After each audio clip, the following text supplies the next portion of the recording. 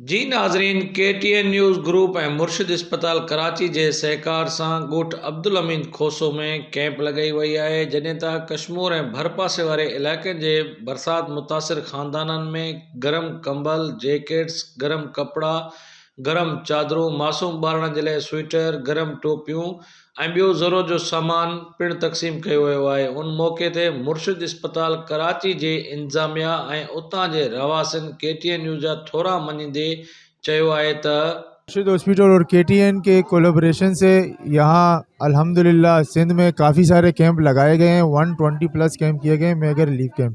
और आज हम मौजूद हैं यहाँ कश्मीर में। यहाँ फ्री मेगा रिलीफ कैंप लगाया गया है, जिसमें हमने बल्क क्वांटिटी में है ब्लैंकेट्स और जैकेट्स और बच्चों के स्वेटर, वार्म क्लॉथ और बड़ों की शॉल्स, और इसके साथ साथ जो है ग्लव्स, सॉक्स बल्क क्वांटिटी में लाए हैं, ताकि यहाँ जो लोग हैं फ्लड इफेक्टीज उनको ये चीज़ें मिल सकें और वो सर्दी से भी और बीमारियों से भी बचें।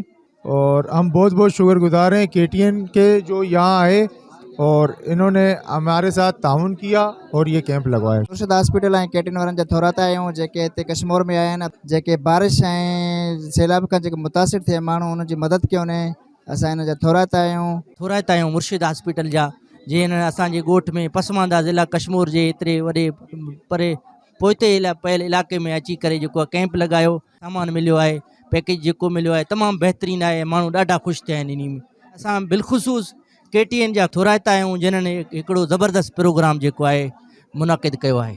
जी नाज़रीन, तव्हां मुर्शिद इस्पताल कराची जी इंतिज़ामिया ऐं बरसात मुतासिर ख़ानदाननि जा वीचार ॿुधा। हुननि KTN न्यूज़ जा थोरा मञींदे चयो आहे त असीं निहायत ई शुक्रगुज़ार आहियूं KTN न्यूज़ ग्रुप जा, जन असांजे पोइते पयल ज़िले कश्मीर में अची असांजी सहायता कई वई आहे, जॾहिं त हिन वक़्त ताईं असांजी गवर्नमेंट सतह ते कंहिं बि क़िस्म जी सहायता नाहे कई वई।